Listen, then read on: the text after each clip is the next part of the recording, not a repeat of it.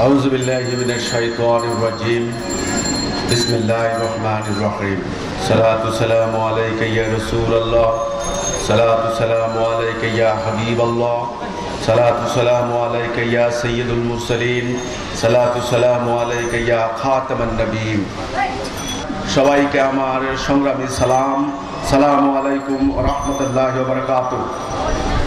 আজকের এই অনুষ্ঠানের শুরুতেই আমি স্মরণ করছি এবং সালাম জানাচ্ছি আমাদের মহামান্য ইমামুজ্জামানের প্রতি, যার মাধ্যমে আমরা এই মহাসত্যের সন্ধান লাভ করেছি, যার শিক্ষা পেয়ে আজকে আমরা অনুপ্রাণিত, আজকে আমরা উজ্জীবিত।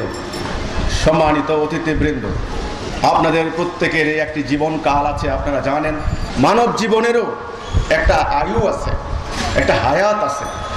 মানব জীবন শুরু থেকে আজ পর্যন্ত এমন একটি সময় এসে উপস্থিত হয়েছে, এই সময়টা আজকে আমাদের সবাইকে উপলব্ধি করতে হবে। কোন সময় আমরা এসে আজকে হাজির হয়েছি, সেই উপলব্ধি করার সময় আমাদের হয়েছে। এখন দিনের বেলা না রাতের বেলা? আপনারা অবশ্যই বলবেন এখন দিনের বেলা, এখন রাতের বেলা নয়। অর্থাৎ আপনারা সম্পূর্ণ সচেতন এবং সজাগ সময় সম্পর্কে, কাল সম্পর্কে। তেমনি আজকে মানব জাতির কি পরিস্থিতি, তথা মুসলমান নামক জাতির কি পরিস্থিতি, কি অবস্থা, তথা বাংলার মানুষ, আমরা যারা বাঙালি জাতি আছি, এই ভূখণ্ডের মানুষ, আমাদের কি অবস্থা, আমাদের ভবিষ্যৎ কি, আমাদের বর্তমান কি হচ্ছে, এই সামগ্রিক বিষয় আপনাদেরকে ভাবতে হবে, দেখতে হবে, শুনতে হবে। কারণ ভাবনার জন্য দেওয়া হয়েছে ব্রেইন, দেখার জন্য দেওয়া হয়েছে চোখ, শোনার জন্য দেওয়া হয়েছে কান, এবং উপলব্ধি করার জন্য দেওয়া হয়েছে হৃদয়। আল্লাহ রাব্বুল আলামিন এই আসমান, জমিন, গ্রহ, নক্ষত্র, বৃক্ষরাজি, তরুলতা, কোটি কোটি তিনি সৃষ্টি করেছেন। তিনি এই মানুষকেও সৃষ্টি করেছেন। মানুষ এবং অন্যান্য সৃষ্টির মধ্যে মৌলিক কতগুলি তফাৎ রয়েছে। মানুষের ভিতরে আল্লাহর রূহ আছে, অন্য কোনো কিছুর ভিতরে আল্লাহর রূহ নাই। 1 নাম্বার। 2 নাম্বার, আল্লাহ মানুষকে নিজ হাতে বানিয়েছেন, আর সমস্ত সৃষ্টিকে আল্লাহ বললেন কুন, হও, হয়ে গেল। 3 নাম্বার, এই মানুষ আল্লাহর খলিফা, আল্লাহর প্রতিনিধি। পবিত্র কোরআনে আল্লাহই বলেছেন, ওয়াইযা ক্বালা রাব্বুকা লিল মালাইকাতি ইন্নী জাইলুন ফিল আরদি খলিফা। স্মরণ করো সেই মুহূর্তের কথা যখন আমি মালাইকদেরকে বললাম পৃথিবীতে আমি আমার প্রতিনিধি বা খলিফা প্রেরণ করতে চাই। অর্থাৎ আমরা আল্লাহর খলিফা, আল্লাহর প্রতিনিধি। 4 নাম্বার, এই সমস্ত সৃষ্টিকে আল্লাহ নির্দেশ দিলেন এই মানুষকে সেজদা করো। তাহলে মানুষ পশুর মতো জীবন নির্বাহ করতে পারে না। পশু খায়, মানুষ খায়, পশু বংশ বৃদ্ধি করে, পেশাব পায়খানা করে, মানুষও তেমনি পেশাব পায়খানা হয়, বংশ বৃদ্ধি হয়। গরু, পশু একটা পরিণত বয়সে এসে মারা যায়। মানুষ যদি এমন হয়, তাহলে মানুষকে আল্লাহ কেন নিজ হাতে বানালেন? কেন আল্লাহ খলিফা হিসেবে ঘোষণা করলেন? কেন আল্লাহর রূহ দিলেন? তাহলে মানুষের শ্রেষ্ঠত্ব কোথায়? মানুষের মহত্ব কোথায়? মানুষের বড়ত্ব কোথায়? কেন মানুষের জন্য আল্লাহ রাব্বুল আলামিন জান্নাতের অসম্ভব নিয়ামত রাজি সাজিয়ে রেখেছেন? কেন? কাজেই মানুষ পশুর মতো খেয়ে পড়ে এই জিন্দেগি পার করে দিতে পারে না। মানুষকে ভাবতে হয় তার নিজেকে নিয়ে। আমি কে? কোথা থেকে এসেছি? আমি কোথায় যাব? এখানে আমি কি জন্য এসেছি? এটাকে নিয়ে প্রথম ভাবতে হবে, তার নিজেকে নিয়ে। তারপরে তার সমগ্র মানব জাতিকে নিয়ে তাকে ভাবতে হয়, কারণ সমগ্র মানব জাতি তো তারই জাতি। এক আদম হাওয়ার সন্তান।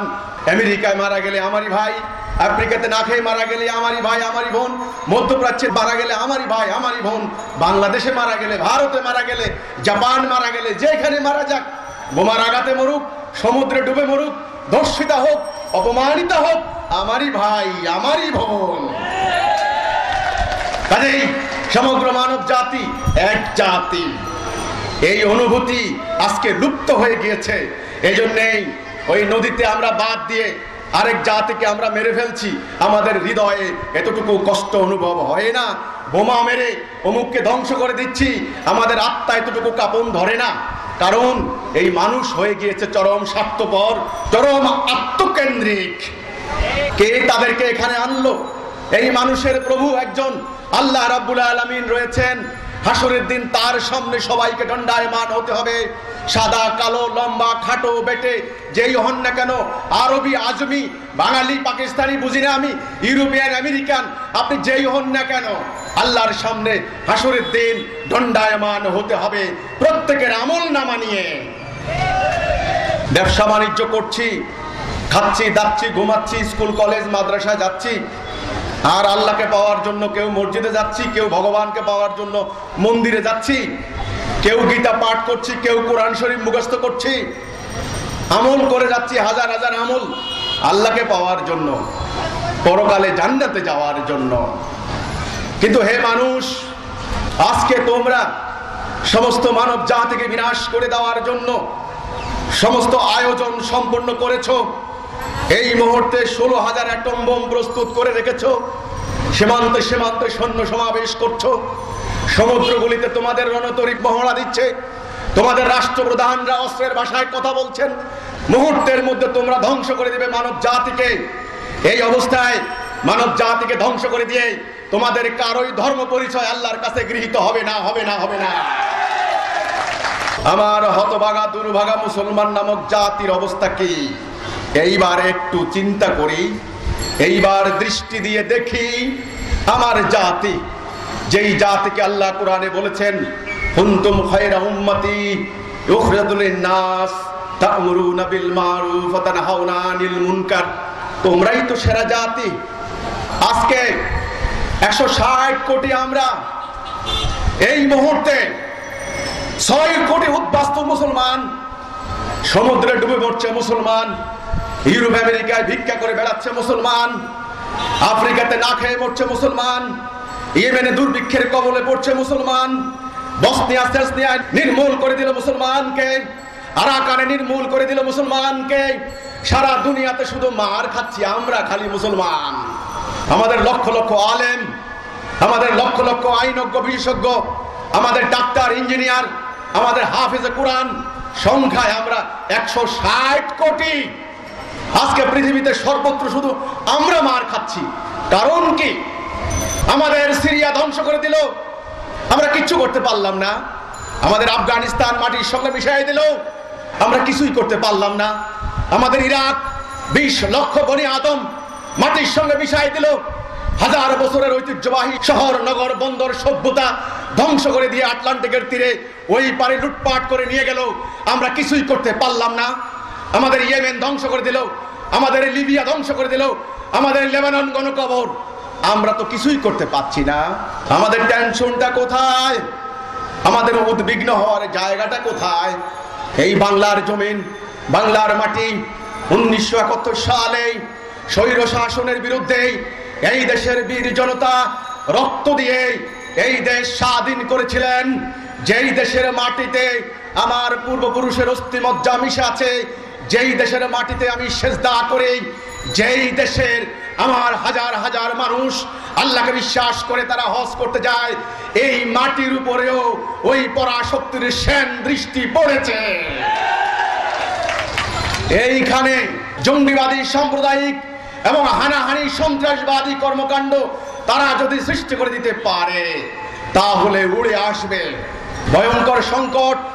যেই সংকট নিয়ে আমরা কথা বলছি, এই সংকটের গভীরে যেতে হবে। হে মুসলমান ভাইরা, হে অন্যান্য জাতি, আপনারা মনে করবেন না এই সংকট মুসলমানের সংকট না।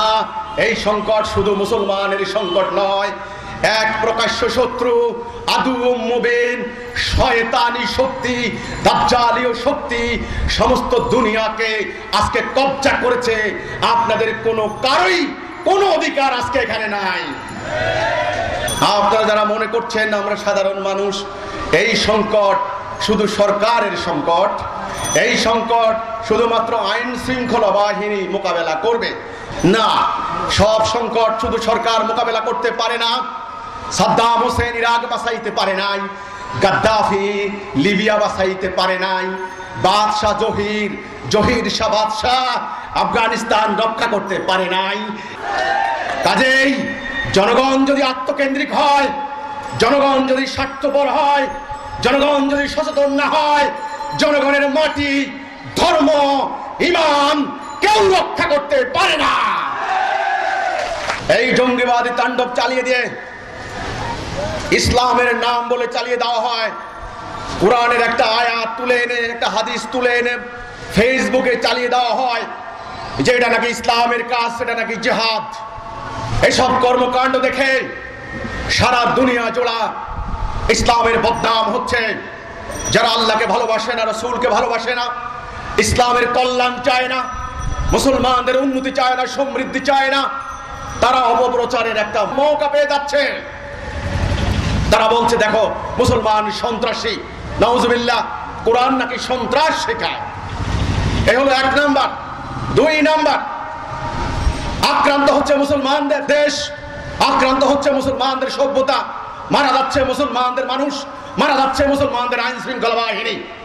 কাজেই এই বৈশ্বিক সন্ত্রাসবাদ, এই জঙ্গিবাদের বিরুদ্ধে মুসলমানদেরকে ঐক্যবদ্ধ হয়ে বুক টান টান করে মাথা উঁচু করে কথা বলতে হবে। আমাদের হীনমন্য হলে চলবে না। হীনমন্য হওয়ার কোনো দরকার নাই।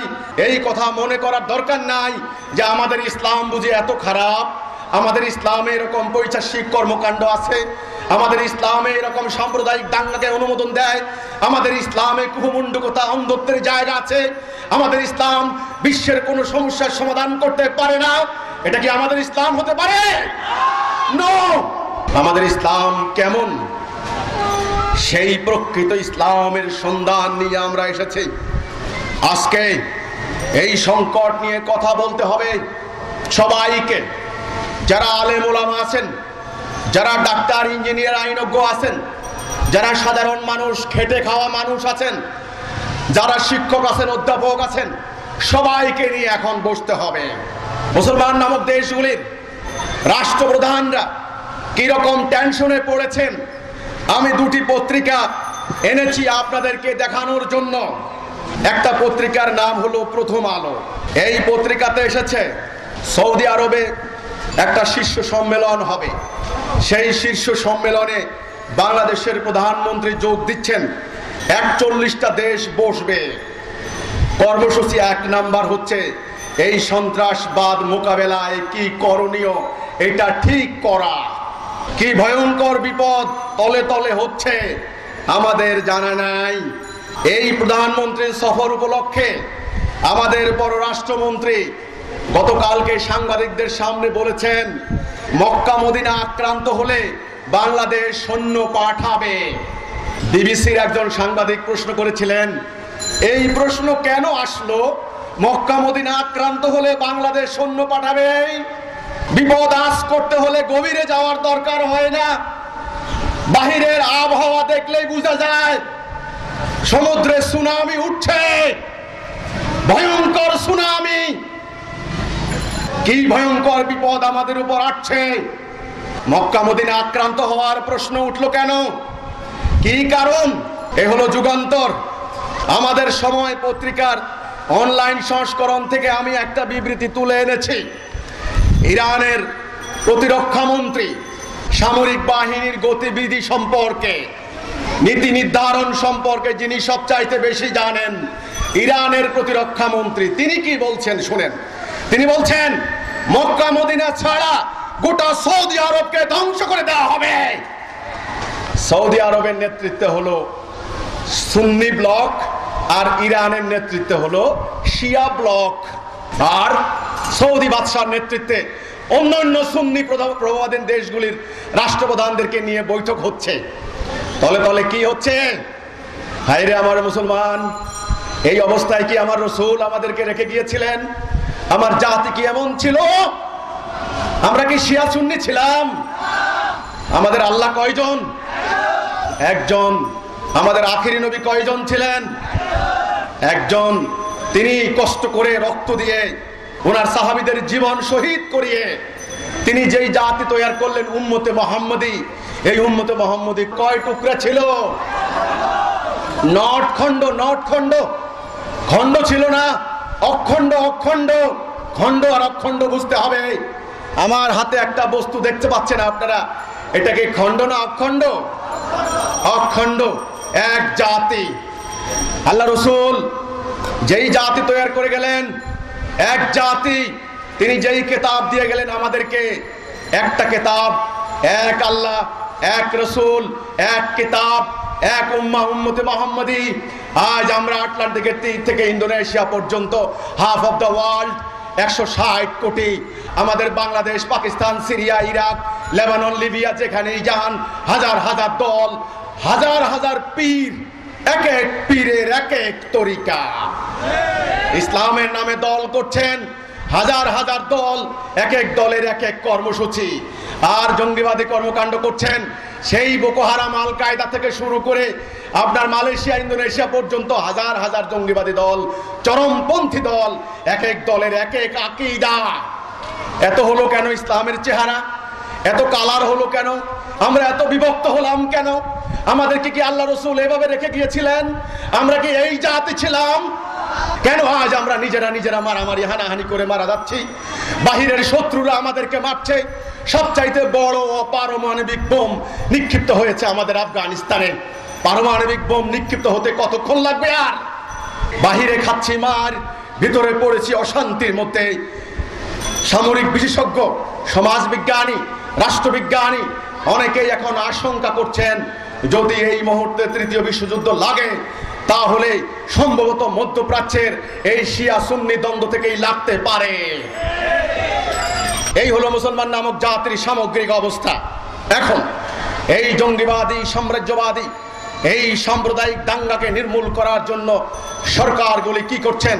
সরকারগুলি শক্তিশালী আইন শৃঙ্খলা বাহিনী দিয়ে শক্তি প্রয়োগ করে চেষ্টা করছেন। এটা স্বাভাবিক কথা, শক্তি লাগবে, শক্তি ছাড়া হবে না। কঠোর থেকে কঠোরতর আইন বানাচ্ছেন, আইনও লাগবে।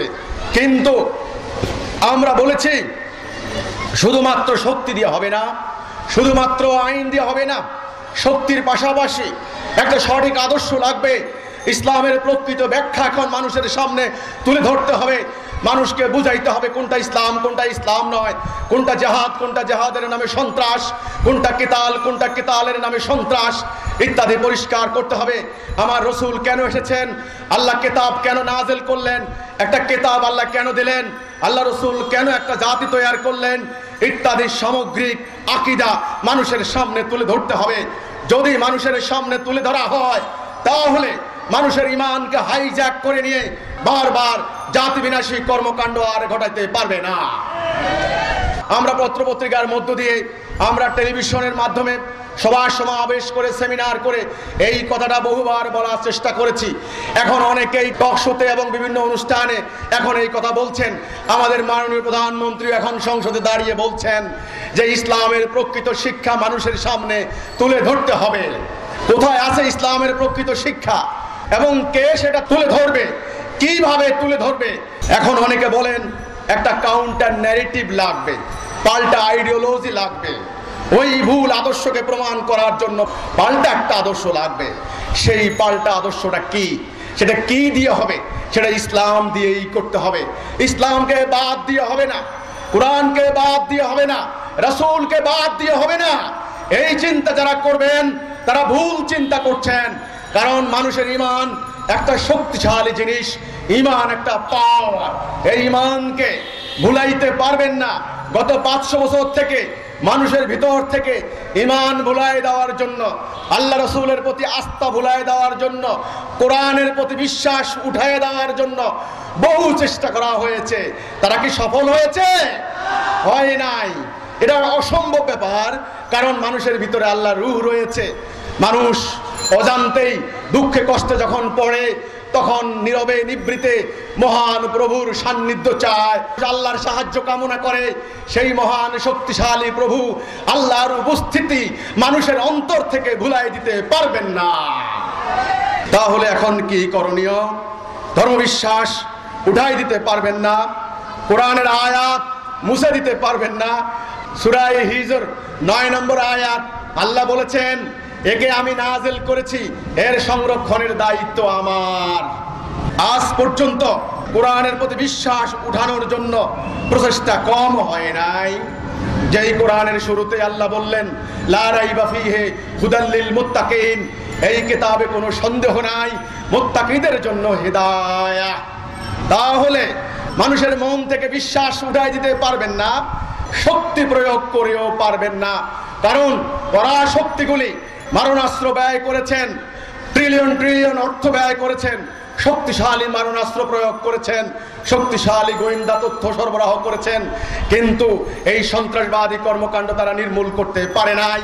আমাদের বাংলাদেশে কিছুদিন আগে 1250 সংসদ সদস্য বসেছিলেন, সেখানেও 1 নম্বরে এজেন্ডা ছিল এই সন্ত্রাসবাদের হাত থেকে কিভাবে জাতিকে রক্ষা করা।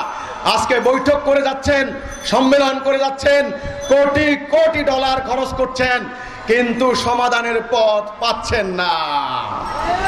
এই সমাধানের পথ আল্লাহ অতীব দয়া করে আল্লাহ দান করেছেন। আল্লাহ কোরআনে বলেছেন, লা ইকরাহা ফিদ্দিন, দিন নিয়ে জবরদস্তি করো না, সত্য মিথ্যা আলাদা করে দাও। মানুষকে আমি নফসের স্বাধীনতা দিয়েছি, সে কি ডান দিকে যাবে নাকি বাম দিকে যাবে, সে কি জান্নাতে যাবে নাকি জাহান্নাম যাবে, এটা তাকেই নির্বাচন করতে দাও, তাকেই নির্ধারণ করতে দাও। কাজেই দিন নিয়ে জবরদস্তি আমরা করি না। আল্লাহ রসুলকে আল্লাহ বললেন, ওমা আলাইনা ইল্লাল বালাগুল মুবিন।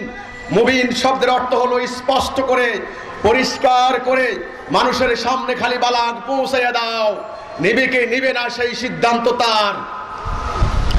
আমরা শুধু বলতে পারি ইরাকের মুসলমানরা নিজেদের রক্ষা করতে পারে নাই, সিরিয়ার মুসলমানরা নিজেদেরকে বাঁচাইতে পারে নাই, আফগানিস্তানের মুসলমানরা নিজেদের দেশ ইমান ধর্ম রক্ষা করতে পারে নাই, লিবিয়া লেবানন নিজেদেরকে রক্ষা করতে পারে নাই, ইয়েমেনের মুসলমানরা দুর্ভিক্ষের হাত থেকে বাঁচতে পারে নাই, আফ্রিকার মুসলমানরা দুর্ভিক্ষ থেকে বাঁচতে পারে নাই। ইনশাআল্লাহ আল্লাহর উপরে ভরসা রেখে বলতে চাই, এই বাংলার মাটিতে আল্লাহ সত্য দান করেছেন, আমরা রক্ষা করতে পারবো। এই কথা এমনি এমনি বলি না, এই কথা আমি কিভাবে বলতে পারি? আমি একজন সাধারণ মানুষ, অর্ডিনারি ম্যান, আমার কি ক্ষমতা রয়েছে? আল্লাহ রাব্বুল আলামিনের কথার উপরে ভিত্তি করে তিনি বলেছেন, ওয়ালা তাহিনু ওয়ালা তাহজানু ওয়া আনতুমুল আলাউনা ইন কুনতুম মুমিনিন।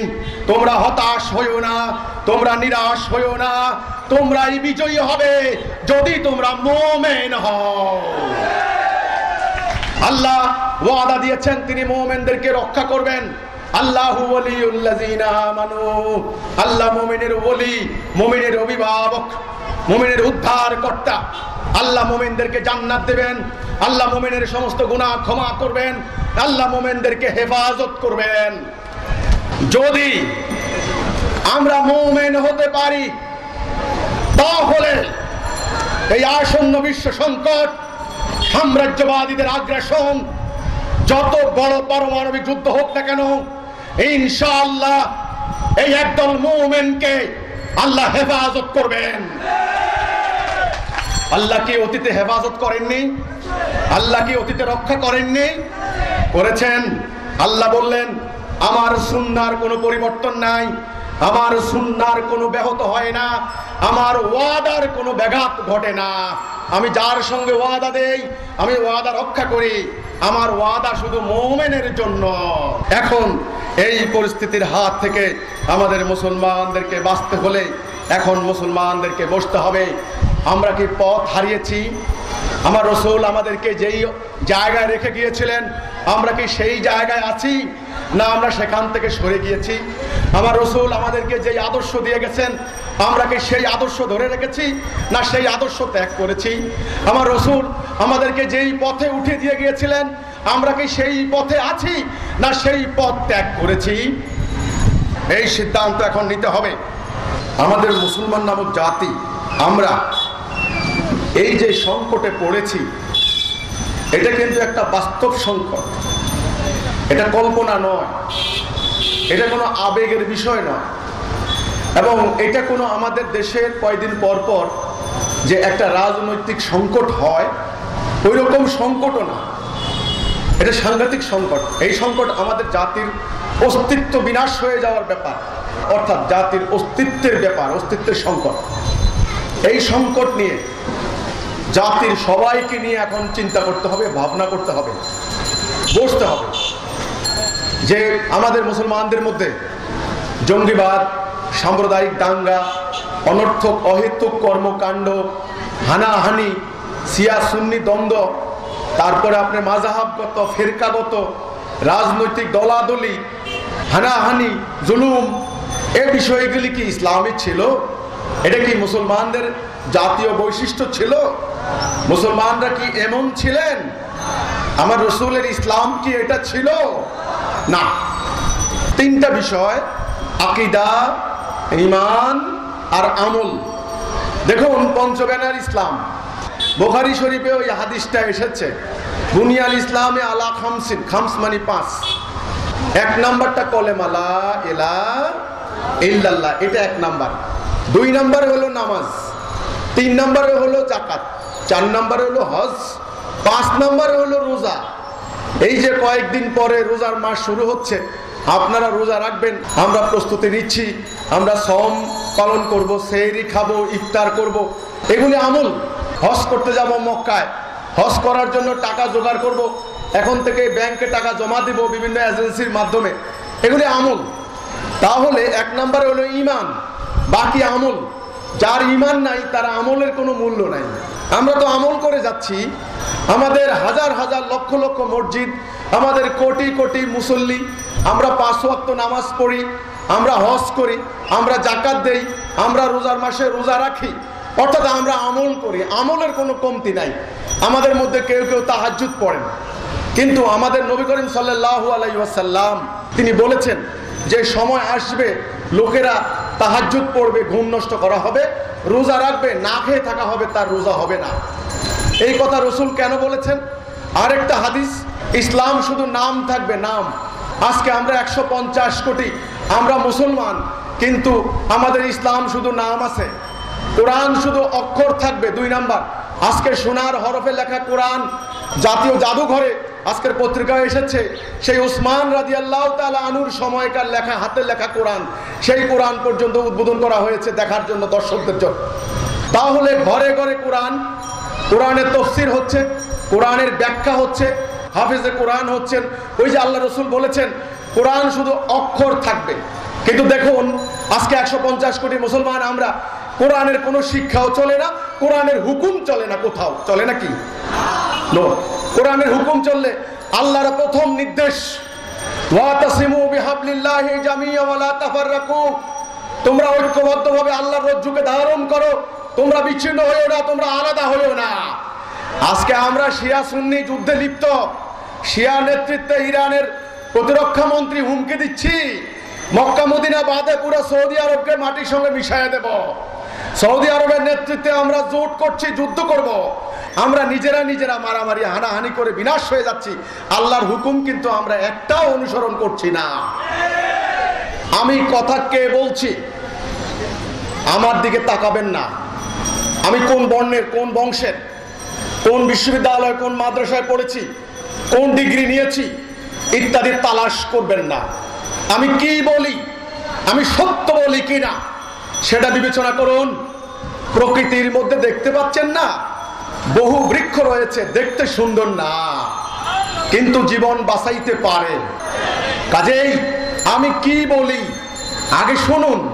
আমার কথার মধ্যে জাতিকে উদ্ধার করার মতো, আমাদের রক্ষার জন্য, জান্নাতে যাওয়ার জন্য কোনো কথা আছে কি না, তাহলে সেটা বিবেচনা করবেন। আল্লাহ রসুল বলেছেন ওই হাদিসে, মসজিদগুলি হবে লোকে লোকারণ্য, কিন্তু সেখানে কোনো হেদায়া থাকবে না। এসি মসজিদ, টাইলসের মসজিদ, লক্ষ লক্ষ মসজিদ আমার জাতির মধ্যে, অথচ রসুল পাক সাল্লাল্লাহু আলাইহি সাল্লামের সময় খেজুর পাতার ছাউনি ছিল, বৃষ্টি আসলে কাদা জমতো, রোদ লাগতো সাহাবীদের গায়ে। সেই ইসলাম আমরা অদ্য পৃথিবীতে আমরা মস্তক শির উন্নত করে দুনিয়ার বুকে ছিলাম।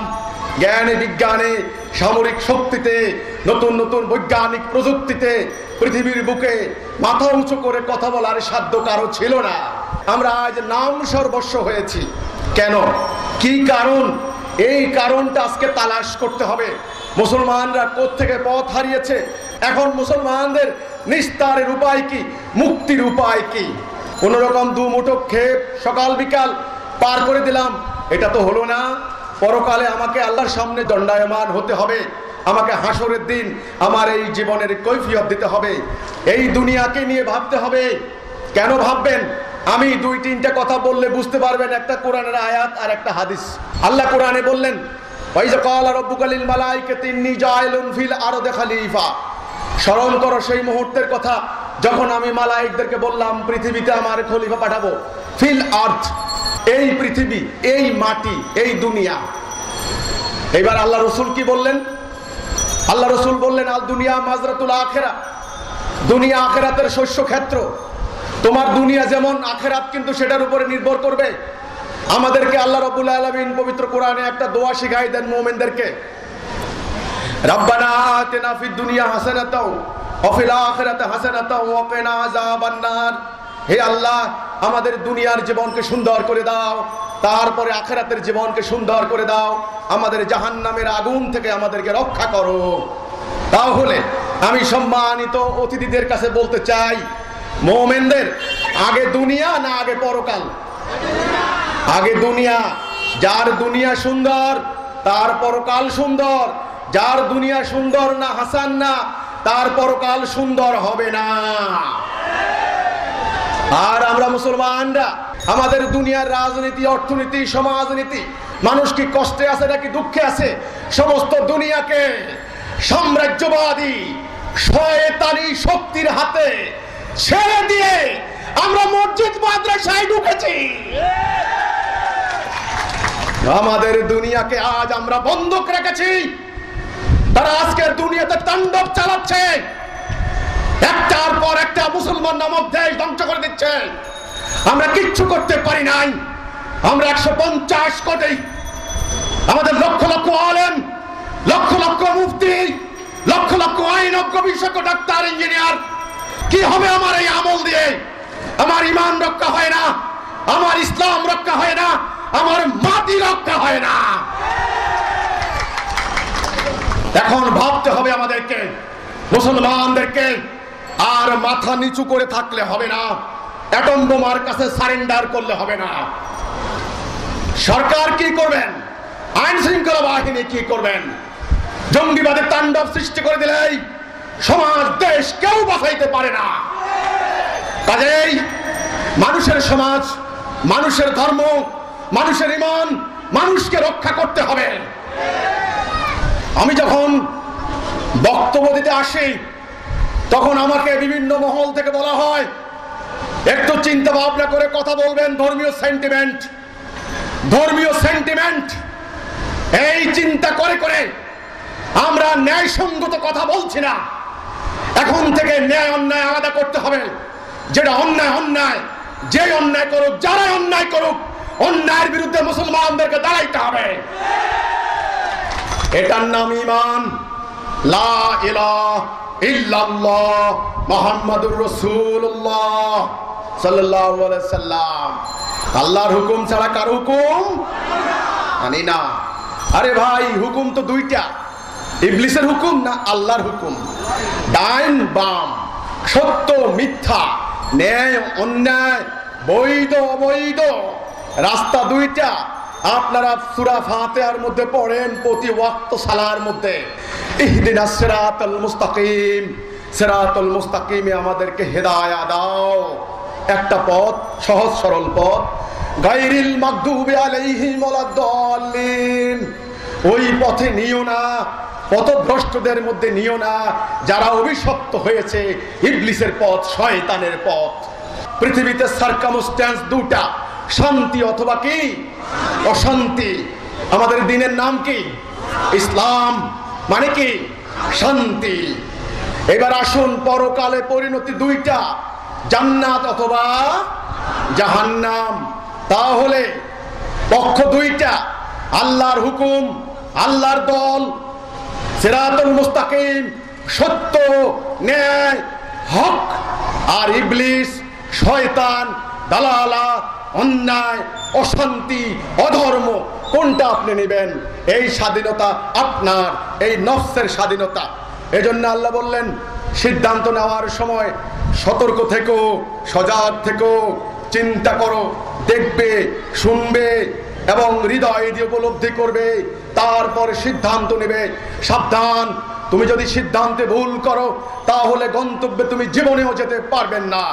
কাজেই সিদ্ধান্ত নেওয়ার সময় সুস্থ মস্তিষ্কে ঠান্ডা মাথায় কাহারো দ্বারা প্ররোচিত না হইয়া সিদ্ধান্ত নিতে হবে। আজ আমরা সমগ্র মানব জাতি সিদ্ধান্ত নিয়েছি, ইবলিসকে আমরা অভিভাবক রূপে মেনে নিয়েছি, আল্লাহর হুকুম প্রত্যাখ্যান করেছি। আমরা কলেমা থেকে আউট, তাওহীদ থেকে আউট, ঈমান থেকে আউট। পরিণতি আজকে আমাদের এই দুনিয়া জোড়ায় দুর্গতি। আল্লাহ রাব্বুল আলামিন যুগে যুগে বাবা আদম থেকে শেষ রাসূল পর্যন্ত, হাদিসে এসেছে 1,24,000 কি 2,24,000 নবী অথবা রাসূল আল্লাহ পাঠিয়েছেন। শেষ নবী হুজুর আকরাম সাল্লাল্লাহু আলাইহি সাল্লাম। নবী কেন এসেছেন এটা জানার নাম হলো আকীদা। আমার হাতে একটা বস্তু দেখতে পাচ্ছেন, এটা কি? পানির গ্লাস। এটাকে কি জন্য তৈরি করা হয়েছে? পানি খাওয়ার জন্য। এই যে আপনি জানলেন, সঠিক জানলেন, পানি খেলেন, আপনি আমল করলেন, আপনার আমলটা সঠিক হলো। কেউ যদি আপনাকে বলে এটা হলো একটা অস্ত্র, এটা পকেটে রাখো, সময় সুযোগ মতো মানুষের মাথার মধ্যে মারবে, তাহলে এই বস্তু সম্পর্কে আপনার আকীদা ভুল হলো না? আকীদা ভুল হলে ঈমান ভুল হবে না? ঈমান ভুল হলে আমল ভুল হবে না? আপনি পানি খাবেন না, আপনি মানুষের মাথায় মারবেন এই বস্তু দিয়ে, কিন্তু এটাকে মানুষের মাথায় মারার জন্য তৈরি করা হয় নাই। এটার নাম আকীদা। এজন্য সমস্ত হক্কানি আলেমরা, ওলামায়ে কেরাম বলে গিয়েছেন, আকীদা ভুল হলে ঈমান ভুল, ঈমান না থাকলে আমলের কোনো মূল্য নাই। সেই আকীদা কি? ইসলাম সম্পর্কে ওভারঅল আইডিয়া, কম্প্রিহেন্সিভ কনসেপ্ট, সম্যক ধারণা, সামগ্রিক ধারণা। আল্লাহ কেন আমাদেরকে পাঠালেন? আল্লাহ কেন নবী রাসূল দিলেন? আল্লাহ কেন কিতাব পাঠালেন? রাসূল কেন একটা উম্মাহ তৈরি করলেন, উম্মতে মুহাম্মাদি? এই সামগ্রিক ভাবে জানার নাম হলো আকীদা। আকীদা ভুল হওয়ার কারণে আমাদের ঈমানগুলিকে হাইজ্যাক করা হয়েছে। কেউ ব্যক্তি স্বার্থ উদ্ধার করছেন, অর্থ রোজগার করছেন, মানুষের ধর্মীয় অনুভূতিকে কাজে লাগিয়ে কেউ অপরাজনীতি করছেন, জাতি বিনাশী কর্মকাণ্ড ঘটাচ্ছেন, কেউ জঙ্গিবাদী সন্ত্রাসবাদী ঘটনা ঘটিয়ে মানুষের জানমালের ক্ষতি করছেন। সাধারণ মানুষ, ধর্মবিশ্বাসী মানুষ আল্লাহকে পাওয়ার জন্য, রাসূলকে পাওয়ার জন্য, পরকালে জান্নাতে যাওয়ার জন্য ওই সমস্ত ভুল পথে পা বাড়িয়েছে। আল্লাহর উপকার হয় নাই, মানব জাতির উপকার হয় নাই, তার কোনো উপকার হয় নাই। মধ্যখানে কি হয়েছে? জাতি বিনাশী কর্মকাণ্ড হয়েছে। কাজেই এখন আকীদা পরিষ্কার করে দিতে হবে। সমস্ত নবী রাসূলরা কেন এসেছেন? মানব জাতিকে শয়তানের পথ থেকে, ইবলিসের পথ থেকে আল্লাহর পথে উঠিয়ে দেওয়ার জন্য। এজন্য সকল নবী বলেছেন লা ইলাহা ইল্লাল্লাহ, আদম সফিউল্লাহ, লা ইলাহা ইল্লাল্লাহ, ইব্রাহিম খলিলুল্লাহ, লা ইলাহা ইল্লাল্লাহ, মুসা কালিমুল্লাহ, লা ইলাহা ইল্লাল্লাহ, ঈসা রূহুল্লাহ, লা ইলাহা ইল্লাল্লাহ, মুহাম্মাদুর রাসূলুল্লাহ। সকল নবীরা এসেছেন এই কলেমা নিয়ে, এই তাওহীদ নিয়ে। এটাই হলো জান্নাতে যাওয়ার 1 নাম্বার মূল মন্ত্র। 5 মার্ক, 33 মার্ক। যারা এই কলেমার মধ্যে থাকবেন, তাওহীদের মধ্যে থাকবেন, তাদের জন্য নামাজ, তাদের জন্য রোজা, তাদের জন্য হজ, তাদের জন্য যাকাত। নাকি যারা কলেমায় থাকবেন না, ঈমানে থাকবেন না, তাদের আমলের কোনো মূল্য নাই। আপনারা তাসবিহ গণেন না? সুবহানাল্লাহ সুবহানাল্লাহ। 100টা দানাকে একত্রিত রাখে কিসে? ভেতরে একটা সুতা আছে নাকি? আপনি যদি সুতাটা কেটে দেন, তাসবিহ দানাগুলি ছড়িয়ে ছিটিয়ে পড়বে না? কোনোটা পায়ের নিচে যাবে, কোনোটা মাটিতে হারিয়ে যাবে, কোনোটা আগুনে জ্বলে যাবে, বস্যুত হয়ে যাবে। তেমনি হয়েছে আজকে। আল্লাহ রাসূল শেষ নবী এসে কলেমার শিকলের মধ্যে আমাদেরকে ঐক্যবদ্ধ করে দিয়ে গেলেন। আমরা ছিলাম এক জাতি, ইস্পাত কঠিন জাতি। কোরআনে আল্লাহ বললেন সাব্বান কান্নাহুম বুনিয়ানুম মারসুস, সীসা গলানো প্রাচীর। ইন্নামাল মুমিনিনা ইখওয়াতুন, সমস্ত মুমিন তো আমরা ছিলাম ভাই ভাই। আজ আমরা আমার ভাইকে মারছি, আমরা আমার ভাইকে বোমা মারছি, আমরা আমার ভাইকে না খেয়ে মারছি, আমরা আমার ভাইকে হামলা চালাচ্ছি, আমরা আমাদেরকে শেষ করে দিচ্ছি। কাজেই এখন মুসলমানদেরকে এই কথার মধ্যে এখন ঐক্যবদ্ধ হতে হবে। আমার রাসূল কি জন্য এসেছেন এক একজন এক এক কথা বললে হবে না। এই কথা জানার নাম হলো রাসূল সম্পর্কে আকীদা। এটা যদি ঠিক হয়ে যায় তাহলে আমাদের ঈমানগুলিকে হাইজ্যাক করে নিয়ে রাসূলুল্লাহ সাল্লাল্লাহু আলাইহি সাল্লামের ওই কথাকে উসিলা ধরে তার একটা হাদিস উল্লেখ করে নিয়ে জাতি বিনাশী কর্মকাণ্ড কেউ আর ঘটাইতে পারবে না। তাহলে আমাদের প্রত্যেকটা মানুষ আল্লাহর খলিফা। এই পৃথিবীতে আল্লাহর পক্ষ থেকে আল্লাহর হুকুম মোতাবেক আল্লাহর প্রতিনিধিত্ব করাই হচ্ছে আমাদের মূল ইবাদত, আমাদের মূল কাজ। আমরা যদি এটা ত্যাগ করি তবে আমরা তার ইবাদত করলাম না। এই কথা মনে রাখবেন। এইবার আমার রাসূল কেন এসেছেন? সূরা ফাতহ 28, সূরা সফ 9, সূরা তাওবা 33। ওয়াল্লাযী আরসালা রাসূলাহু বিল হুদা ওয়া দীনিল হক লিইয়ুযহিরাহু আলাদ দীনি কুল্লিহি। এক আয়াতে বললেন আল্লাহ কাফা বিল্লাহি শাহীদা ওয়ালাউ কারিহাল মুশরিকুন, অর্থাৎ আল্লাহ সাক্ষী রয়েছেন হিদায়াত এবং সত্য দিন দিয়ে আমি আমার রাসূল পাঠিয়েছি যেন অন্যান্য দিনের উপরে এটাকে জয়যুক্ত করে, জাহির করে, গালেব করে, প্রতিষ্ঠা করে। এই তাওহীদের উপরে ভিত্তি করা একটা দিন, দ্বীনুল হক। শুনেন, দিন কিন্তু দুই প্রকার, একটা হলো শয়তানের দিন, একটা আল্লাহর দিন। এই আল্লাহর দিনের নামটাই হলো দ্বীনুল হক, সত্য দিন। আল্লাহ হক, সত্য, আল্লাহ থেকে যা আসবে সবকিছুই সত্য, হক।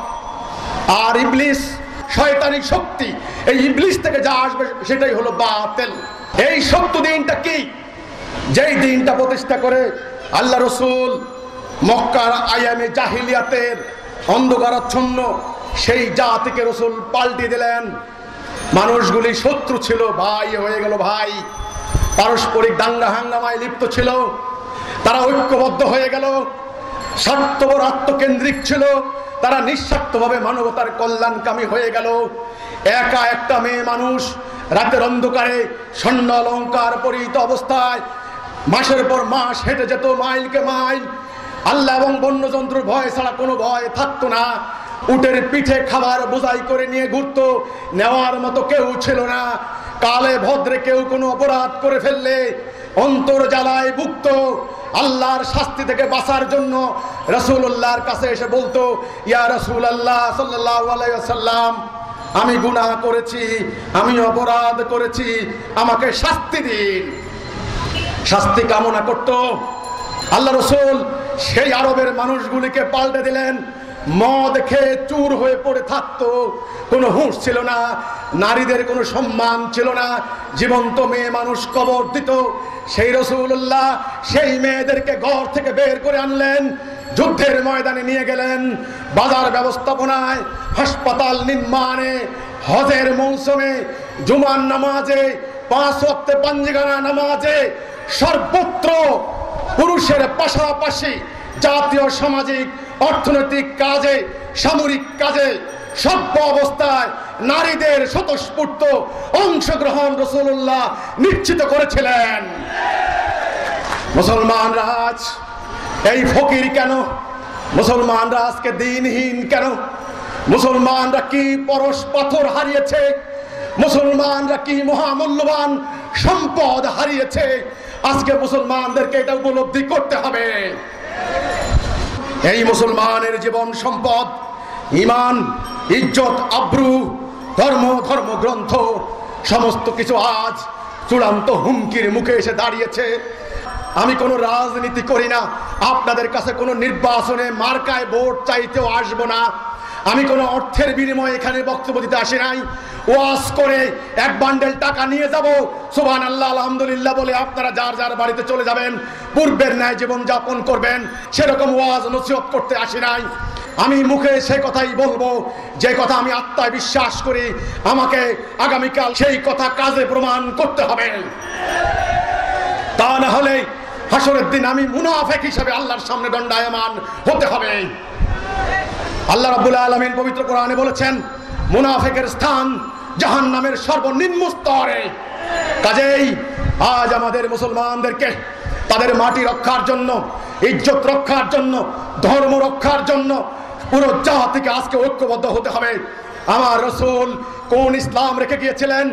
আজ আমাদের হীনমন্য হওয়ার কোনো সুযোগ নাই, আমাদের দুর্বলতা পোষণ করার কোনো সুযোগ নাই। আমার এই উদাহরণটা আপনারা মনোযোগ দিয়ে শুনুন ভাইরা আমার, এখানে অনেক শিক্ষা রয়েছে। আল্লাহ রাসূল মক্কা বিজয়ের দিন পবিত্র কাবা ঘর শিরিক কুফর থেকে মুক্ত করলেন, পবিত্র কাবাকে ধুয়ে মুছে সাফ করলেন। তিনি হযরত বেলাল রাদিয়াল্লাহু তাআলা আনহুকে ডাকলেন। ইতিহাস আজকে জানতে হবে মুসলমানদেরকে। এই বেলাল কোন বেলাল? এই বেলাল হচ্ছেন নিপীড়িত, বঞ্চিত, নির্যাতিত মানুষের প্রতীক বেলাল, কৃতদাস বেলাল। যেই বেলালের কথা বলার কোনো অধিকার ছিল না, যেই বেলালের খাদ্যের কোনো নিশ্চয়তা ছিল না, যেই বেলালের চলাফেরার কোনো স্বাধীনতা ছিল না, ইনি হচ্ছেন সেই বেলাল রাদিয়াল্লাহু তাআলা আনহু। আল্লাহ রাসূল কেন সংগ্রাম করলেন, তিনি কেন জীবন সম্পদ উৎসর্গ করলেন, এই ঘটনার মধ্যে শিক্ষা রয়েছে। বেলালকে কাবার উপরে উঠালেন, রাসূলকে জানতেন না।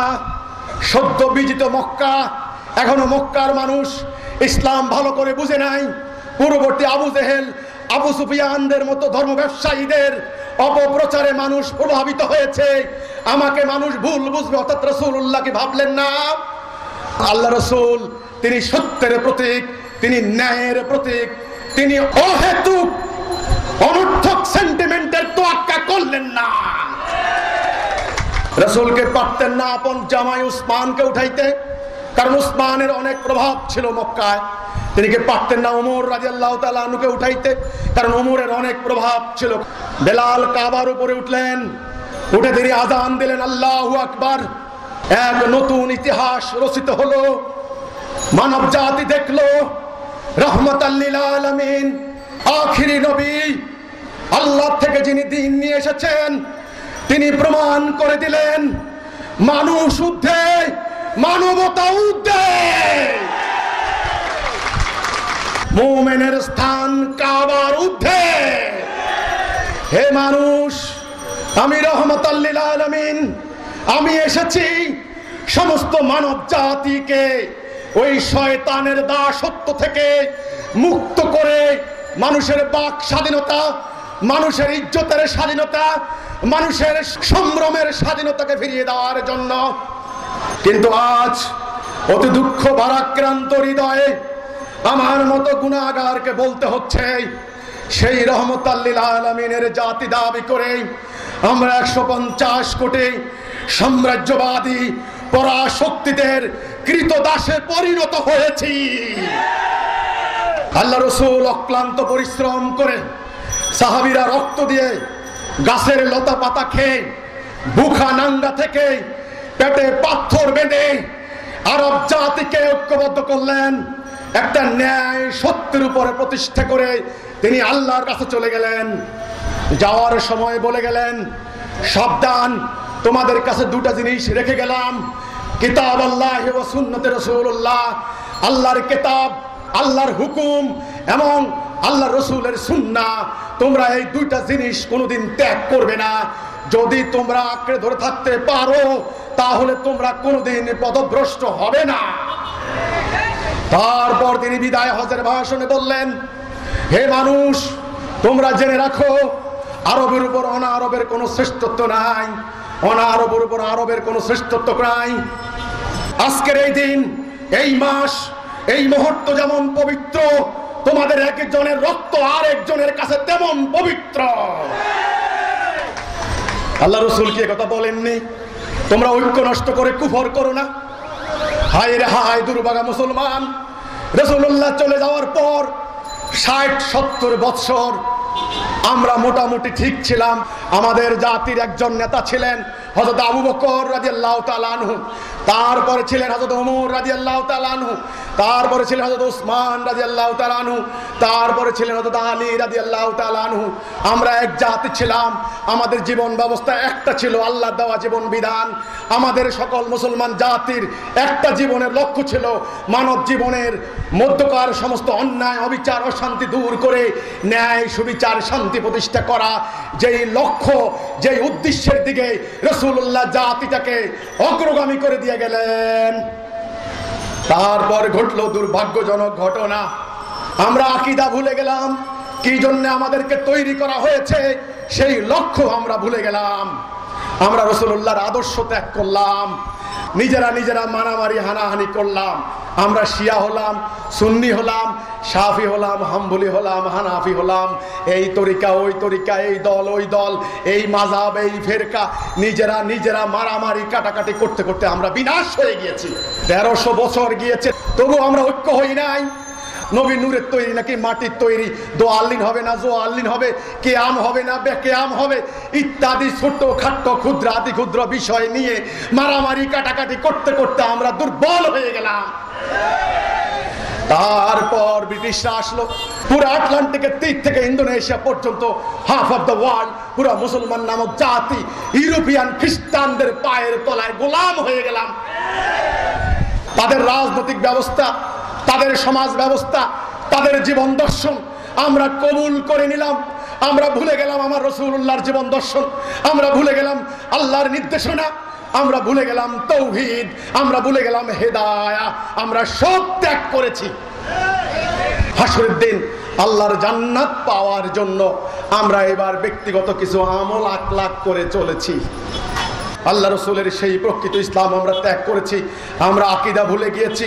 আমি যে কথা বলেছিলাম, দ্বীনুল হক, সত্য দিন, যেটা প্রতিষ্ঠা হলে পরে সত্য প্রতিষ্ঠা হবে, ন্যায় প্রতিষ্ঠা হবে, যেখানে কোনো ধর্মান্ধতা থাকবে না, অযৌক্তিক কর্মকাণ্ড থাকবে না, সাম্প্রদায়িক দাঙ্গা থাকবে না, অন্য সমস্ত জাতি সুখে শান্তিতে বসবাস করবে। আমার রসুল মদিনা সনদের মাধ্যমে তিনি ইহুদি, পৌত্তলিক, খ্রিস্টান, মুসলমান সমস্ত নারী পুরুষ নির্বিশেষে সবাইকে নিয়ে তিনি কি একটা জাতি তৈরি করেননি? মক্কার অহংকারী কুরাইশরা একটা যুদ্ধের আয়োজন করেছে, সেই যুদ্ধের নাম হলো আহজাব। আহজাব হলো সম্মিলিত সামরিক বাহিনী, মদিনাকে ধ্বংস করে দেওয়ার জন্য ঐক্যবদ্ধ হয়েছিল। কিন্তু আল্লাহ রসুল মদিনার সবাইকে তাওহীদের উপরে, হকের উপরে, ন্যায়ের উপরে ঐক্যবদ্ধ করে তিনি পাহারা দিয়ে না খেয়ে পেটে পাথর বেঁধে সেদিন মদিনার মাটিকে তিনি রক্ষা করেননি, মদিনার মানুষকে রক্ষা করেননি। এটাই হলো দ্বীনুল হক।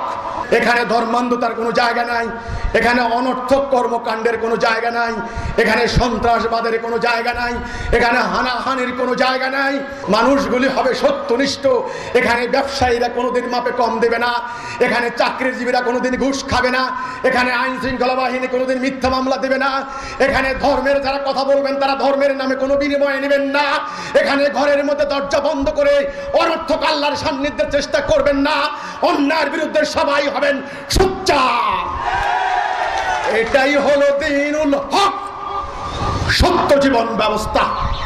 আল্লাহ রসুলকে আল্লাহ এই দিন দিলেন, আমরা মুসলমানরা 150 কোটি আল্লাহর দেওয়া, রাসূলুল্লাহ রেখে যাওয়া সেই দ্বীনুল হক আমরা বাদ দিয়েছি।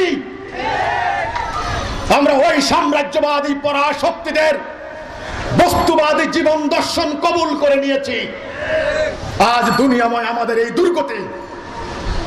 ফেরকাবাজি ফতুয়াবাজি অনেক করেছি, আর দরকার নাই। শিয়া সুন্নি অনেক হয়েছে, আর দরকার নাই। ও হে ইরানের শিয়া ভাইয়েরা, তোমরা আল্লাহকে বিশ্বাস করো, কিতাব পড়ো, তোমরা এই না আলীকে খুব সম্মান করো, রাসূলুল্লাহর জামাইত মনে রাখো। তোমরা সুন্নিকে হুমকি দিচ্ছ, তোমরাও বিনাশ হয়ে যাবে, এটা আল্লাহর শাস্তি। ওহে সুন্নি ভাইরা, তোমরা শিয়াকে হুমকি দিচ্ছ, মনে রাখো নিজেরা ফেরকা মাযহাবে মারামারি করে আল্লাহর শাস্তিতে তোমরাও বিনাশ হয়ে যাবে। আর আমাদের রাজনৈতিক সংস্কৃতি, সরকারি দল বিরোধী দল, এই জোট ওই জোট, নিজেরা নিজেদেরকে মারছি, নিজেরা নিজেদেরকে বোমা মেরে হত্যা করছি, নিজেরা নিজেদেরকে মিথ্যা মামলা দিয়ে বছরের পর বছর হয়রানি করছি। আর কতকাল ইবলিস শয়তান আদুউম মুবিন সৃষ্টির শুরুতেই আল্লাহকে এই চ্যালেঞ্জ দিয়েছিল, ভাইরা আমার, তোমার এই আদমকে আমি শান্তিতে থাকতে দেব না, তাদেরকে তুমি আমার উপরে শ্রেষ্ঠত্ব দিয়েছ, আমি তোমার পথ থেকে এদেরকে সরিয়ে আমি প্রমাণ করে দেব তারা সঠিক পথে থাকবে না। ইবলিসের এই চ্যালেঞ্জে ইবলিস জয়লাভ করেছে। কাজেই আমরা এখন কিভাবে মানুষকে বাঁচাইতে পারি, কিভাবে মুসলমানদের ঈমান, ইজ্জত, দেশ, মাটি, ধর্ম আমরা রক্ষা করতে পারি, এখন থেকে ঐক্যবদ্ধ হতে হবে। ছোট্টখাট্ট বিষয় নিয়ে, ফিরকা মাযহাব নিয়ে, সুন্নত নফল নিয়ে আর মারামারি মতভেদ করার দরকার নাই ভাই। এখন প্রশ্ন করতে পারেন, তাহলে কিভাবে ঐক্য হব, কোন কথার উপরে ঐক্য হব, কে ঐক্য করবে? আপনার কথায় কি ঐক্য হব? আমি সাধারণ মানুষ, আমার কথায় ঐক্য হবেন কি হবেন না আপনাদের ব্যাপার। যদি ঐক্যবদ্ধ না হন তাহলে বলে রাখলাম এই অস্তিত্ব শুদ্ধ বিনাশ হয়ে যাবে। এখন ঐক্য হব কিসের উপরে? একটা মূল মন্ত্র, লা ইলাহা ইল্লাল্লাহ। আমরা আল্লাহর হুকুম ছাড়া কারো হুকুম মানব না, বাস। এটা আমাদেরকে দুটি উপকার দেবে। এক নাম্বার, পৃথিবীতে আমাদেরকে শান্তি দেবে। দুই নাম্বার, আমাদেরকে জান্নাতে দাখিল করবেন আল্লাহ এই তাওহীদ দিয়ে। তারপরে আপনি নামাজ পড়েন, রোজা রাখেন, হজ করেন, যত করেন অসুবিধা নেই, ওগুলি আমল। আমল আপনার জান্নাতের স্তর বৃদ্ধি করবে। যত বেশি আমল করবেন তত জান্নাতের অনেক উপরে থাকবেন। জান্নাতুল ফেরদাউস কামনা করেন, অসুবিধা নাই। তবে এই ঈমান লাগবে, তাওহীদ লাগবে, ঐক্যবদ্ধ হতে হবে। এখন জাতিকে হিজবুত তাওহীদ আন্দোলন কি কাজ করে? এই হিজব মানে হলো দল, তাওহীদ মানে হলো এই যে লা ইলাহা ইল্লাল্লাহ, আল্লাহর ওয়াহদানিয়াত থেকে এক আল্লাহর হুকুমের উপরে জাতিকে ঐক্যবদ্ধ করার লক্ষ্যে যেই দল, এটার নাম হলো হিজবুত তাওহীদ। এই আন্দোলনের প্রতিষ্ঠাতা ইমামুজ্জামান জনাব মোহাম্মদ বায়েজিদ খান পন্নী, ওনার বাড়ি করটিয়া, টাঙ্গাইল। বিখ্যাত পন্নী পরিবার। এই বাংলা, বিহার, উড়িষ্যার সুলতান ছিলেন ওনারা।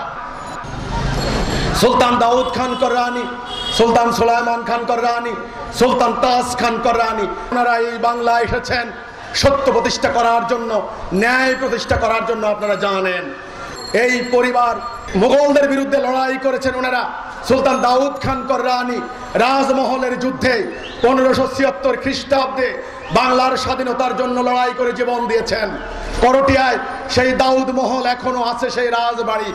তারপরে ব্রিটিশরা আসলো, ওনারা ব্রিটিশ বিরোধী আন্দোলনও করেছেন। সেই পরিবারের উত্তরসূরি ইমামুজ্জামান জনাব মোহাম্মদ বায়েজিদ খান পন্নী, তিনি হিজবুত তাওহীদ আন্দোলন প্রতিষ্ঠা করলেন। তিনি প্রতিষ্ঠা করার শুরুতে কতগুলি নীতি নিয়েছেন, যেই নীতির উপরে আজ হিজবুত তাওহীদ কাজ করছে। এক নাম্বার, আমাদের ইমামুজ্জামান বললেন, তোমরা দ্বীনের কাজ করে কোনোদিন মানুষ থেকে বিনিময় নেবে না, স্বার্থ উদ্ধার করবে না। স্বার্থ উদ্ধার করলে আল্লাহর কাছ থেকে তুমি কোনো বিনিময় পাবে না। তুমি কাজ করবে শুধু আল্লাহর জন্য, পরকালে পুরস্কারের আশায়। এই জন্যে হিজবুত তাওহীদের সঙ্গে যারা ঐক্য হবেন, আপনারা নিঃস্বার্থভাবে মানব জাতির কল্যাণে কাজ করতে হবে। এটা আপনার মুমিন হিসেবে প্রথম কর্তব্য। দুই নাম্বার, তোমরা কোনো অবৈধ কর্মকাণ্ডের সঙ্গে সম্পৃক্ত হবে না, অবৈধ অস্ত্রের সংস্পর্শে যাবে না। এই কাজ জাতির কাজ, জাতির সবাইকে নিয়ে করতে হবে। সরকারকে জানিয়ে, আইন শৃঙ্খলা বাহিনীর অনুমোদন নিয়ে, জনপ্রতিনিধিদেরকে সঙ্গে নিয়ে, সকল ধর্মের লোকদেরকে জানিয়ে, আলেম ওলামা, সাধারণ মানুষ সবাইকে নিয়ে কাজ করবে। কারণ জাতি বাঁচলে তুমিও বাঁচবে, জাতি সমৃদ্ধ হলে তুমিও সমৃদ্ধ হবা। জাতি যদি ডুবে যায় তুমিও বাঁচতে পারবে না মিয়া। তিন নাম্বার, তোমরা কোনো স্বার্থের রাজনীতিতে অন্তর্ভুক্ত হবে না। এই জন্যে আমরা কোনো স্বার্থের রাজনীতি করি না। অনেকে আমাকে বলেন, কয়দিন পরে আপনি তো নির্বাচনে দাঁড়াবেন। আমি আপনাদেরকে বলতে চাই, আমার নির্বাচন করার দরকার নাই। যারা দেশ চালাচ্ছেন, যারা সমাজ চালাচ্ছেন, আপনারা শুধুমাত্র ন্যায়কে ন্যায়, অন্যায়কে অন্যায় বলবেন, সাদাকে সাদা, কালোকে কালো বলবেন। আল্লাহ রাসূল ওই সমাজের মানুষগুলিকে আল্লাহ থেকে পাওয়া একটা আদর্শের মধ্য দিয়ে পাল্টাই দিলেন। পাল্টাবে তো মানুষ, আর দিন তো আসমানের জন্য না, এই মানুষের জন্য। আত্মা পাল্টাবে মানুষ। হযরত ওমর, হযরত উসমান, হযরত খালিদ, এই সমস্ত সাহাবীরা কি পাল্টে যান নাই? পাল্টে গিয়েছেন। কাজেই মানুষ সঠিক আদর্শের উপরে পাল্টে গেলে এই সমাজটা শান্তিপূর্ণ হবে। 4 নাম্বার, ইমামুজ্জামান বললেন, তোমরা অবৈধ উপায়ে রোজগার করবে না। যারা অবৈধ উপায়ে রোজগার করে, হারাম রোজগার করে, হারাম পথে যে হাঁটে, তার কোনো নৈতিক শক্তি থাকে না, সত্যের কথা বলার কোনো হিম্মত থাকে না। এই জন্যই সকল নবী রাসূলরা এই কথা বলে গিয়েছেন, আমরা তোমাদের কাছে কোনো বিনিময় চাই না, আমাদের বিনিময় রয়েছে আল্লাহর কাছে। আজ আমাদের ঐক্যবদ্ধ হওয়ার সময় হয়েছে, আজ আমাদের অতীত ইতিহাসকে মূল্যায়ন করার সময় হয়েছে, আজ আমাদের ভাবনার সময় হয়েছে। আমরা কোথায় পথ হারিয়েছি, কোন জায়গায় আমরা মার খেয়েছি, কেন আজ আমাদের দুনিয়া জোড়ায় দুর্গতি, কেন আজ জঙ্গিবাদী সন্ত্রাসবাদী তাণ্ডব সৃষ্টি করে দিয়ে একটা একটা করে মুসলমান নামক দেশ ধ্বংস হয়ে যাচ্ছে। আসন্ন তৃতীয় বিশ্বযুদ্ধের হাত থেকে কেমনে আমরা বাঁচবো, এইটা নিয়ে আমাদেরকে কাজ করতে হবে। আমরা হিজবুত তৌহিদ আন্দোলন সম্পূর্ণ অরাজনৈতিক মাঠে ময়দানে আমরা কাজ করে যাচ্ছি। আপনারা বলতে পারেন এই ক্ষেত্রে আপনাদের কি স্বার্থ রয়েছে? আমার পরিষ্কার কথা, এই কাজে আমাদের কোনো ব্যক্তিগত অর্থনৈতিক স্বার্থ নাই। 2 নাম্বার, কোনো রাজনৈতিক অভিসন্ধি অভিপ্রায় নাই। অনেকে বলেন এই স্বার্থপরতার এই যুগে এসে নিঃস্বার্থভাবে বাড়ি ঘর সহায় সম্বল সবকিছু ত্যাগ করে দিয়ে মানবতার কল্যাণে জাতির কল্যাণে কাজ করে, এটা ভাই বিশ্বাস করি না। কিন্তু ভাই বিশ্বাস করতে হবে, না হলে মানব জাতিকে কে রক্ষা করবে? একদল মুমিন মুমিনা দাঁড়িয়েছেন আল্লাহর উপরে ভরসা করে, এই মাটিকে বাঁচানোর জন্য, এই মানুষকে বাঁচানোর জন্য, আমাদের ঈমানকে বাঁচানোর জন্য, পরকালে আল্লাহর শাস্তি থেকে রক্ষা পাওয়ার জন্য আমরা নিঃস্বার্থভাবে দাঁড়িয়েছি ভাই। এতে আমাদের কোনো স্বার্থ নাই। স্বার্থপরতার এই যুগে এই কথা বিশ্বাস করা কঠিন। যদি বিশ্বাস না হয় তাহলে আমাদের সঙ্গে আসেন, আমরা যা খাই খাবেন, যেই মানের বাড়িতে বসবাস করি সেই মানের বাড়িতে বসবাস করবেন। প্রতি কাজ থেকে দেখবেন তবুও কারো শোনা কথায় অপপ্রচারে কান দিয়ে আমাদের ক্ষতি করবেন না। আমার বাড়িতে হামলা চালিয়ে এ পর্যন্ত 4 বার লুট করা হয়েছে, আমার ভাইদেরকে হত্যা করা হয়েছে, প্রকাশ্য দিবালোকে জবাই করা হয়েছে, হাত পায়ের রক কেটে দেওয়া হয়েছে, আমার সমস্ত সম্পত্তি লুটপাট করে নেওয়া হয়েছে, অপপ্রচার চালানো হয়েছে আমি নাকি খ্রিস্টান হয়ে গেছি। আল্লাহ রাব্বুল আলামিন তুমি সাক্ষী আছো, তুমি দেখবে কারা মিথ্যাবাদী কারা সত্যবাদী। আমি সত্য নিয়ে দাঁড়িয়েছি, আমার জাতিকে রক্ষার জন্য, আমার মাটিকে রক্ষার জন্য, আমার দ্বীনের ইজ্জতকে রক্ষার জন্য। আমার নিয়তের কোনো ঘাটতি নাই, আমার জানমাল কোরবানি দেওয়ার কোনো ঘাটতি নাই। আমি প্রয়োজনে জীবন দেব, তবু আমার বাংলার মাটিকে ইরাক সিরিয়া আফগানিস্তান হতে দেব না। এটা আমার রাজনৈতিক বক্তব্য নয়। আমার নামে তোমরা আর মিথ্যা প্রচার চালিও না। হে ধর্ম ব্যবসায়ীরা, তোমরা আমার দিনকে আর ধর্ম ব্যবসা করে খেতে পারবে না। এই জঙ্গিবাদীরা তোমরা তাণ্ডব চালিয়ে আমার মাটি আর ধ্বংস করতে পারবে না। এই অপরাজনীতিকারীরা মানুষের ঈমানকে তোমরা আর ভুল খাতে নিতে পারবে না। একদল মুমিন আল্লাহর উপরে ভরসা রেখে জানের বাজি রেখে মাটিতে নেমে পড়েছে। এই মাটির এই দ্বীনের ইজ্জত কেউ নষ্ট করতে পারবে না। একদিন সত্য প্রমাণ হবে আমি খ্রিস্টান হই নাই, আমি আমার জাতির ইজ্জত রক্ষার জন্য জীবন দিচ্ছি। ইনশাআল্লাহ একদিন প্রমাণ হবে। হে মিথ্যাবাদীরা, হাসরের দিন বুখারী শরীফে এই হাদিসটা এসেছে, যারা মিথ্যা কথা বলে, মিথ্যা রটনা করে বেড়ায়, দাঙ্গা সৃষ্টি করে বেড়ায়, তাদের মগজের মধ্যে আল্লাহ লোহার আংটা দিয়ে মুখমণ্ডল দিয়ে চিরে বের করে ফেলবেন। আমরা আমাদের জাতির মুক্তি চাই। আমরা যদি অন্যায়ের বিরুদ্ধে, অসত্যের বিরুদ্ধে, সন্ত্রাসের বিরুদ্ধে, অপরাজনীতির বিরুদ্ধে, ধর্ম ব্যবসার বিরুদ্ধে, জঙ্গিবাদের বিরুদ্ধে, ন্যায়ের উপরে, সত্যের উপরে, তাওহীদের উপরে, যদি আমরা ঐক্যবদ্ধ হতে পারি, ইনশাআল্লাহ আল্লাহর উপর ভরসা রেখে বলতে পারি, সমস্ত পৃথিবীতে এই বাংলার মাটির এই বুকা নাঙ্গা এই দামাল ছেলেরা সমস্ত দুনিয়াকে একদিন লিড দিবে। সমস্ত দুনিয়াতে আমরা হব পাওয়ার, আমরা হব শক্তি। পৃথিবীর কোনো কারো ক্ষমতা থাকবে না আমাদের উপরে চোখ রাঙিয়ে কথা বলে। মানব জাতিকে সমস্ত অন্যায়ের হাত থেকে আমরা রক্ষা করতে পারবো। আসন্ন তৃতীয় বিশ্বযুদ্ধের হাত থেকে এই বিশ্ববাসীকে আমরা মুমিনরা রক্ষা করতে পারবো ইনশাআল্লাহ। ওয়ালা তাহিনু ওয়ালা তাহজানু ওয়া আনতুমুল আলাউনা ইন কুনতুম মুমিনিন। তোমরা হতাশ হইও না, তোমরা নিরাশ হইও না, তোমরা বিজয়ী হবে যদি তোমরা মুমিন হও।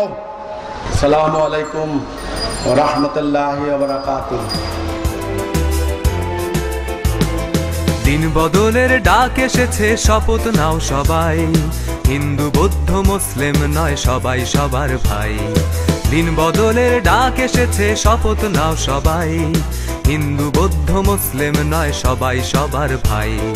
ছুঁড়ে ফেলো সব বাদ মতবাদ, অসার তন্ত্র মন্ত্র, ধর্ম জাতির সীমানা প্রাচীর, গোলামীর ষড়যন্ত্র, অবিচার সন্ত্রাস দুর্নীতি হবে শেষ। এক দেশ এক মত এক জাতি বাংলাদেশ।